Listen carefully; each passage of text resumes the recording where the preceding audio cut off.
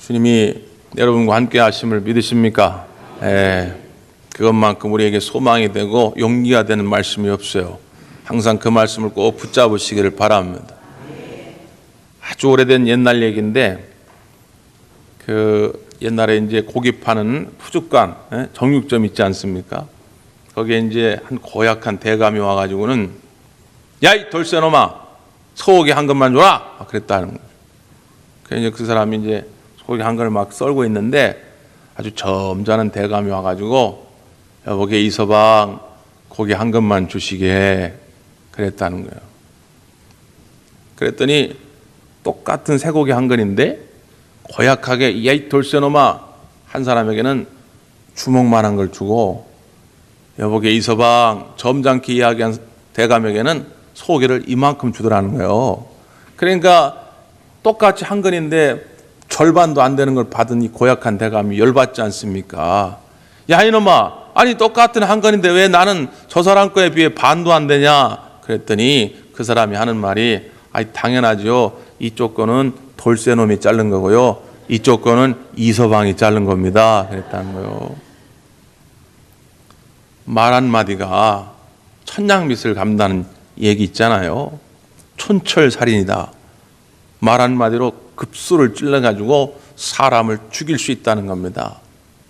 긍정적인 의미로 바라보면 촌철살인은 뭐예요? 말 한마디로 사람을 살릴 수도 있다는 거예요. 여러분, 어떤 말들을 사용하며 살아가십니까? 바라기는 성령께서 여러분의 입술을 주장하셔서 위로는 하나님을 찬양하는 말들이, 옆으로는 우리 형제들을 사랑하는 말들이 넘쳐나기를 바랍니다. 우리가 계속해서 지금 영적 성숙을 위해서, 영적 전쟁에서 승리하기 위해서 하나님의 전신갑주를 입자라고 하는 주제를 가지고 말씀을 나누고 있습니다. 첫 번째, 하나님의 전신갑주 뭐라고 그랬습니까? 진리의 허리띠. 당신은 진리로 허리띠를 띠고 있습니까? 라고 하는 첫 번째 질문이었습니다. 두 번째는 뭐죠? 당신은 의의 호심경을 붙이고 있습니까? 라고 하는 것이 두 번째였습니다. 자, 오늘 세 번째입니다. 예배서 6장 13절에서 18절의 말씀 띄워드릴 테니까 한 번 더 1절 한 절씩 교독합니다. 그러므로 하나님의 전신갑주를 취하라. 이는 악한 날에 너희가 능히 대적하고 모든 일을 행한 후에 서기 위함이라.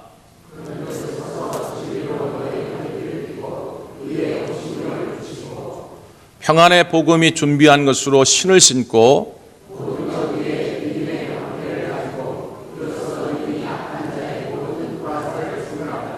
구원의 투구와 승리의 검, 곧 하나님의 말씀을 가지라.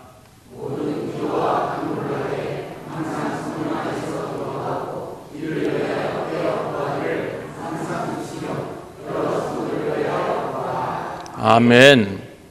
오늘 세 번째 질문은 뭐냐면, 당신은 평안의 복음이 준비한 것으로 신을 신고 있습니까? 라는 것입니다. 제가 여러분에게 한번 묻습니다. 여러분, 우리가 축구화를 신고 있는 사람이 있다. 그러면 그 사람은 뭐하러 가는 사람일까요? 그렇지요. 그 사람이 등산화를 신고 있다. 뭐하러 가는 사람일까요? 등산하러 가는 거죠. 전투화를 신고 있다. 그럼 군사가 전쟁터에 나가거나 훈련하러 가는 겁니다. 그러면 성경은 왜 평안의 복음이 준비한 것으로 신을 신으라? 쉽게 말하면 복음의 신발을 신으라는 것인데, 왜 복음의 신을 신으라고 했을까요? 뭐하러 가기 위해서? 전하기 위해서입니다. 축구화를 신은 사람이 축구하러 가듯이 복음의 신을 신은 사람은 뭐하러요? 전하러 가는 거예요. 전하러.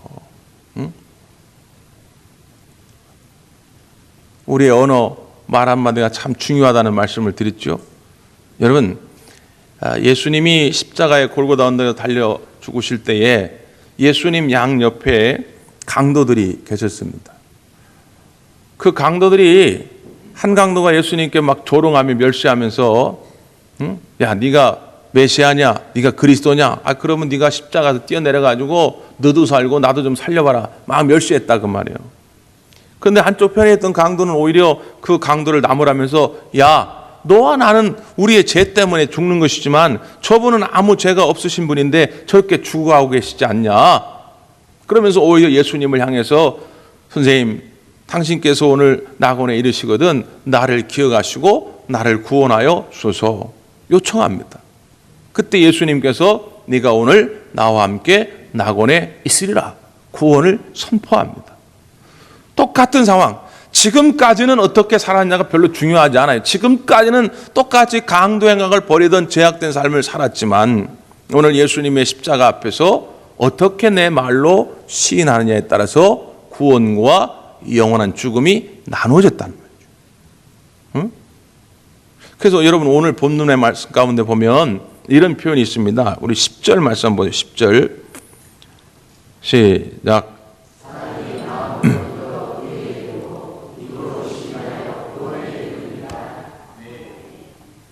마음으로 믿어 뭐에 이르고요? 의에 이르고 그리고 입으로 시인해서 뭐요? 구원에 이른다. 물론 의에 이르는 의롭다함을 얻는 것과 구원을 얻는 것은 큰 의미에서 보면 같은 뜻입니다. 같은 뜻임에도 불구하고 오늘 본문 이 말씀 가운데는 조금 더 구원이라는 것을 포괄적인 의미로 생각하는 것이죠. 그러니까 내 마음속으로 그래 나는 예수를 믿어 하는 것 그런 말미암아서 내가 하나님께 인정받고 의롭다함을 얻을 수는 있지만 진짜 구원의 완성은 어느 때 이루어지느냐? 하나님 앞에서 뿐만 아니라 모든 사람들 앞에서 입으로 예수를 주라 시인해야 한다는 거예요. 직장에서도 동네방네 떠들면서 여보시오 나는 그리스도인입니다. 나는 예수님만 그리스도로 예수님만 나의 왕으로 모시고 살아가는 사람입니다. 가정에서도 학교에서도 어디에서든지 내 입술로 예수를 그리스도라 시인해야 구원을 받는다는 것입니다. 머리로만 가슴으로만 속으로만 생각해서는 안 된다는 거예요. 왜 이 말씀이 중요해요? 초대교회 당시는 그렇게 많은 사람들 앞에서 예수를 주라 왕으로 시인하기 위해서는 목숨을 걸어야 했단 말이죠. 목숨을 걸었다. 구원이라고 하는 건 그렇게 쉽게 된 것이 아니라 우리 믿음의 선배들은 목숨을 걸고 예수님을 그리스도라 고백할 때 구원함에 이르렀다는 것입니다. 지난 19세기에 미국과 유럽 전 세계 거의 1억 명 가까이 복음을 전했던 D.L. 무디라고 하는 목사님이 계시죠. 무디라는 목사님이 시카고에서 목회를 할 때인데 챔프만이라고 하는 18살 먹은 젊은이가 어느 날 찾아왔더랍니다. 그러더니 목사님, 나는 교회를 다니긴 다니는데 예수님을 믿긴 믿는데 내가 정말 구원을 받았는지 영생을 얻었는지 참 나는 확신이 없습니다. 그랬더니 D.L. 무디 목사님이 그럼 이리 와봐라. 성경을 펴봐라. 요한복음 5장 24절을 찾아서 한번 읽어봐라. 이렇게 말씀을 합니다. 거기에 뭐라고 되어 있냐면 내가 진실로 너에게 이르노니 내 말을 듣고 또 나 보내신 이를 믿는 자는 영생을 얻었고 심판에 이르지 아니하니 사망에서 생명으로 옮겼느니라. 이렇게 되어 있습니다. 예수님의 말씀을 듣고 하나님과 그 예수님을 믿을 때에 영생을 얻었고 얻을 걸 얻었으면 좋겠네 이게 아니라 얻었고 확정적입니다. 완료적이에요. 그러니까 내가 오늘 예수님을 믿으면 나의 구주로 영접하면 영생이 임한 줄 믿습니다. 영생은 미래적인 의미만 있는 게 아니에요. 물론 우리가 육체의 죽음을 맞이한 후에 나중에 천국 가는 것을 구원이라 말할 수도 있겠지만 구원은 늘 현재적인 의미도 같이 있습니다. 그러니까 이미 내가 예수를 믿으면 영생을 얻었단 말이에요. 그래서 무디 목사님이 자네 예수님을 믿는가? 예, 믿죠. 그러면 영생을 얻었다는 것을 믿는가? 글쎄 그게 확신이 없습니다. 다시 읽어라. 다시 요한복음 5장 24절 내가 진실로 너에게 이르노니 내 말을 듣고 또 나 보내신 이를 믿는 자는 영생을 얻었고 심판에 이르지 아니하나니 사망에서 생명으로 옮겨졌느니라. 다시 묻습니다. 자네 예수님을 믿는가? 목사님 아까 믿는다고 말씀드렸잖아요. 그러면 영생을 얻은 것을 확신하는가? 글쎄요, 그게 확신이 없어요. 이번에는 무디 목사님 호통을 칩니다. 아니 이 사람아, 하나님이 영생을 얻었다면 얻은 것이지 자네가 뭔데 함부로 하나님의 말씀을 의심하는가? 그때에 이 체포반이 깨달음을 얻습니다. 그렇구나, 내가 예수를 믿긴 믿어요. 그런데 믿은 다음에 내 모습을 봐도 내가 정말 영생을 얻을 만한, 구원을 얻을 만한 자격이 있는지 내 스스로 나를 봐도 빵점짜리예요, 사실. 내가 저 거룩한 하나님 나라의 백성이 된다고 하는 것이 내가 나를 볼 때도 별로 그렇게 자격이 없어 보여. 그럼에도 불구하고 우리 하나님은 지난날에, 그리고 나의 지금의 삶에 뭐 인격적, 윤리적, 도덕적 성품 이런 걸 본 것이 아니라 뭘 봤느냐? 네 속에 예수님이 있느냐. 예수님을 구주로 영접하고 예수님을 믿기만 하면 그 예수님의 공로가, 예수님의 십자가의 보혈의 능력이 우리를 거룩함으로, 의로움으로 인도하는 줄 믿습니다. 아, 그래서 영생을 얻는구나. 큰 깨달음을 얻고 그가 훗날 신학교에 가서 하나님을 만나고 또 목사가 되어가지고 무디 목사님이 심무하시던 교회 후임 목사로 일하게 되고 100여 년 전에 우리나라에 와서도 복음을 전했던 그런 목사님, 체프만 목사님입니다.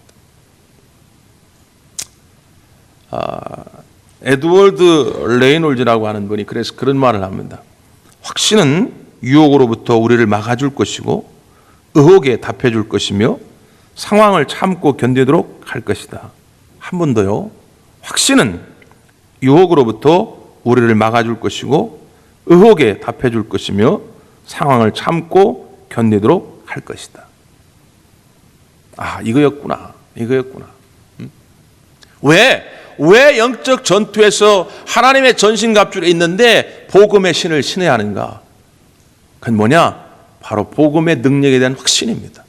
구원에 대한 확신이에요. 이 확신이 있어야 유혹으로부터 우리가 이길 수 있습니다. 이 확신이 있어야 어떤 의혹, 어떤 의문, 어떤 의심이 생길 때 답을 찾을 수가 있어요. 이 확신이 있어야 어떤 상황, 특별히 우리에게 핍박과 환난이 찾아올 때에 그것을 견뎌낼 수 있는 용기와 힘이 생기는 것입니다. 근데 이 복음의 신을 신지 못하니까 자신이 없는 거죠. 그러니까 조그마한 유혹에도 조그마한 환난에도 넘어질 수밖에 없는 것입니다. 마트 가가지고 뭐 깜짝 세일 그래가지고 만 원짜리 무슨 화장품 하나 팔아도 그거 딱 써보니까 이야 10,000원인데 너무 성능이 좋고 너무 이뻐. 그러면 그거 사진 찍어가지고 SNS에다 올려놓고 말이죠. 야 어디 갔더니 이거 10,000원 주고 샀는데 너무너무 좋더라. 전화해가지고 야 가봐 거기 내일까지야. 내일까지 안 가면 너 못 사. 그거 10만 원짜리인데 10,000원에 세일인데 너무너무 좋더라. 별소리를 다 하면서 정말로 복음의 능력에 대한 확신을 가지고 구원에 대한 확신을 가지고 예수님을 그렇게 전해봤냐 그 말이죠. 그런 확신이 없어요. 그러니까 입으로 시인을 못하는 거예요. 우리 믿음의 선배들은, 초대교회의 선배들은 이거 하나, 다른 것 없어요. 예수님만이 나의 그리스도다. 로마의 황제가 나의 주인이 아니고 왕이 아니고 예수님만이 나의 왕이다. 이 입으로 시인하는 것, 이거 하나 때문에 사자굴에 들어가서 사자의 밥이 됩니다. 여러분 영화 속에도 보지만 그 로마의 원형 경기장에 그 영화에서는 여러분 안 나오지만 거기다 사자 풀어놓고 막 관중들이 환호성 치고 사자들이 막 있으면 거기 사람을 딱 풀어놓잖아요. 그게 옛날에 다 그리스도인들이에요. 그리스도인들 잡아다가 한참 며칠 굶긴 그 사자하고 싸우게 합니다. 싸우면 됩니까? 그럼 사자가 덤벼들어가지고 이 머리통부터 해가지고 갈갈이 찢어서 먹습니다. 그걸 보면서 막 관중들이 환호성을 치르고 그거 죽어가던 사람이 다 그리스도인들이었단 말이에요. 견딜 수가 없어서 지하 땅굴을 파고 말이죠. 카타콤이라는 곳을 만들어가지고 그곳에서 300년 가까이 지냅니다. 땅속에서 매일 사니까 육체의 질병이 많아지고 평균 수명이 절반으로 줄었다고 그래요. 그럼에도 불구하고 버릴 수 없는 것 오직 하나, 예수님만이 나의 그리스도다. 이 복음의 능력에 대한 확신, 이 복음의 신을 신고 있고자 그들은 절대로 타협하지 아니하고 믿음을 지켜나갔다는 거예요. 지금 이 시대도 마찬가지입니다.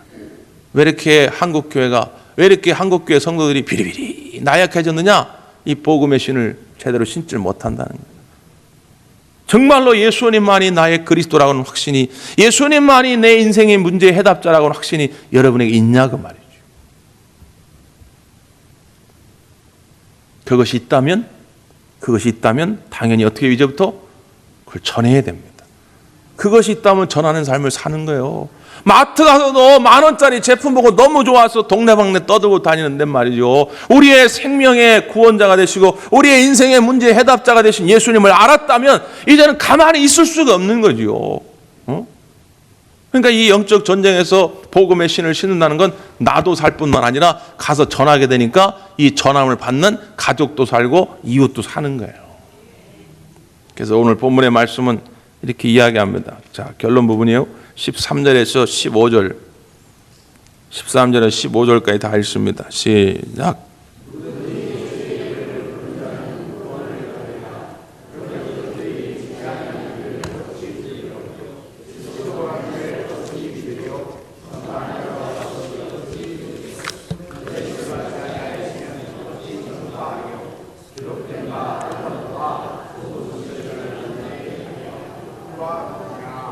아멘.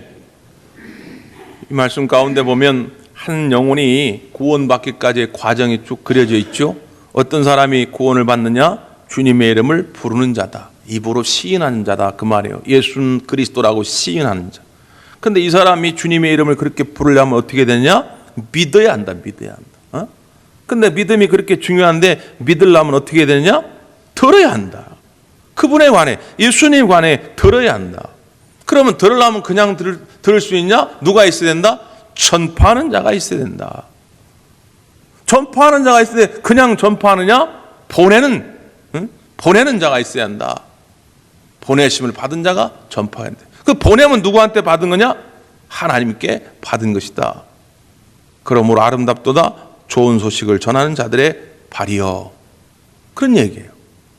그러니까 한 영혼이 구원을 받으려면 이 영혼이 주님의 이름을 불러야 되는데 주님의 이름을 부르려니까 믿음이 있어야 되고 믿음이 생겨야 하니까 주의 말씀을 들어야 하고 들어야 하니까 누군가 그걸 전해줘야 하고 그것을 전하려고 하면 보냄을 받아야 되는데 그 보냄을 누구한테 받냐? 하나님께 받는다. 그러므로 저와 여러분은 하나님의 보냄을 받은 자들인 줄 믿습니다. 그렇구나. 내가 이 가정에 괜히 있는 것이 아니구나. 그렇구나. 내가 이 직장에 괜히 다니는 게 아니구나. 그렇구나. 내가 이 학교에 괜히 다니는 게 아니구나. 이 사람을 내가 괜히 만나는 게 아니구나. 하나님의 뜻, 하나님의 계획이 있어서 하나님이 나를 보내셨구나. 이걸 늘 생각하며 사는 것, 이게 복음의 신을 신고 사는 사람들의 삶입니다. 그래야 영적 전쟁에서 이길 수 있다고 말이에요.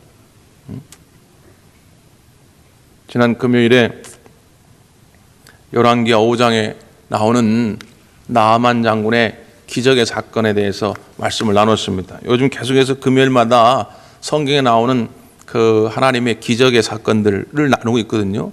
제가 작정하고 지금 구약 성경 창세기부터 쭉 이렇게 찾아보고 있습니다. 물론 다 100% 하진 못하지만 하여튼 최대한 우리가 소위 말하는 초자연적인 어떤 사건들, 왜 하나님이 그런 역사들을 펼쳐 우리에게 보여주셨는가를 찾아보고 있는데 굉장히 많은 은혜를 받고 있어요. 근데 지난주에 열왕기하 5장에 나타난 이 나아만 장군, 우리 잘 알죠? 나아만이 어떤 지위와 체면, 그런 어떤 잘못된 선입견 이런 껍데기를 벗고서 엘리사를 통하여 하나님 신 말씀에 순종해가지고 요단강가에 가가지고 7번 몸을 담갔더니 나병 환자였는데 이 사람이 어린아이 살처럼 깨끗하게 되었다. 그런 기적의 사건입니다. 근데 지난주에 말씀을 준비하면서 보통 제가 이렇게 설교를 준비하면 본문을 최소한 5번, 많으면 어떨 때 10번씩 이해가 안 되면 또 읽고 또 읽고 또 읽고 그러는데 그 본문을 계속 5번 쫙 읽어가면서 제 눈에 계속 들어오는 한 구절이 있었어요. 근데 지난 금요일 날은 그 말씀을 참 못 드렸습니다. 지난주 금요일은 다른 것에 초점이 있었기 때문에 못 드렸는데 그 주목되던 제 눈에 계속 들어오던 그 구절이 몇 절이었냐면 3절 말씀이었는데 이런 말씀입니다. 그의 여주인에게 이르되 우리 주인이 사마리아에 계신 선지자 앞에 계셨으면 좋겠나이다. 그가 그 나병을 고치리이다. 이런 말씀입니다. 그냥 본문 이 5장 나아만 장군의 그 질병이 고침을 받는 기적 사건에만 주목하면 그냥 쑥 지나가기 좋은 구절인데, 우리가 이 구절을 꼼꼼히 읽어보면 결국은 나아만 장군이 기적을 경험하게 된 그 동기, 그 이유는 어디에서 찾을 수 있느냐면 바로 이 소녀의 이야기입니다. 소녀. 이 소녀가 누구냐면 당시 아람 나라는 초강대국입니다. 그래가지고 주변에서 전쟁에서 이기면 이 노예들을 끌고 와요. 그래서 이스라엘에서 한 소녀를 하인으로 끌고 온 겁니다. 그래서 이 나아만 장군 집에서 이를 거두는 소녀였단 말이에요. 근데 이 나아만 장군은 모든 것이 다 완벽해요. 경제적으로나 정치적으로 사회적으로 완벽한데 오직 약점이 하나 있는데 그게 나병이었단 말이에요. 그런데 어떻게 해결할 방법이 없는 거예요. 그런데 바로 이 소녀가 굿뉴스, 복음을 전해주는 겁니다. 내가 살던 이스라엘에는 우리가 믿던 하나님이 계신데 그 하나님이 쓰시던 귀한 종 엘리사가 있습니다. 그 엘리사 선지자를 만나서 하나님을 만나면 우리 주인의 병이 고칠 것을 나는 확신합니다 라고 전해준 거예요. 여기까지가 이 소녀의 역할은 다입니다. 이 소녀가 무슨 나아만 장을 쫓아갔습니까? 요단강에 들어갈 때 가서 수종을 들은 겁니까? 무슨 그 병이 났는데 어떤 기적을 행하는데 어떤 도구가 됐습니까? 이 소녀는 한 것이 아무것도 없어요. 그냥 하나님을 만나면 된다. 하나님의 종을 만나면 된다는 이야기만 던진 거예요. 그런데 이 나아만 장군이 기적을 경험한 것입니다. 여러분이 자녀들이 좀 잘 되기 원하지 않습니까? 여러분의 자녀들이 기적의 주인공들이 되기를 원하지 않으세요? 여러분이 만나고는 이웃들이 하나님의 복을 받기를 원치 않습니까? 여러분 관계된 많은 사람들이 죽음에서 살아나고 절망 가운데 일어나기를 원치 않습니까? 여러분이 전달자만 되면 됩니다. 예수님께 생명이 있다. 예수님을 만나면 넌 살 수 있어. 예수님을 만나면 회복될 수 있어. 예수님을 만나면 넌 부유해질 수 있어. 전하기만 하면 된다. 그 능력은 누가요? 우리 하나님이 베푸실 줄 믿습니다. 이 한 사람이 중요해요. 그래서 오늘 이 한 사람의 소중함을 영상으로 여러분에게 잠깐 보여드리려고 하는데, 우리가 소위 이 세계의 부흥 역사들을 더듬어 보면 19세기에 D.L. 무디 목사님으로부터 시작해서 20세기에 이 빌리 그레암 목사님까지 이 복음의 흐름이 결국은 이제 우리나라까지 들어오지요. 그래서 우리나라가 7, 80년대 폭발적인 부흥을 일으켜서 지금은 전 세계에서 미국 다음에 두 번째로 선교사를 제일 많이 파송하는, 그리고 가장 많이 모이는 대형 교회들도 우리나라에 거의 다 모여 있습니다. 그만큼 이제 선교의 강대국, 복음의 강대국이 됐는데, 이렇게 되기까지 이게 그냥 된 게 아니죠. 그 과정들을 영상으로 좀 담아봤습니다. 함께 보도록 하죠.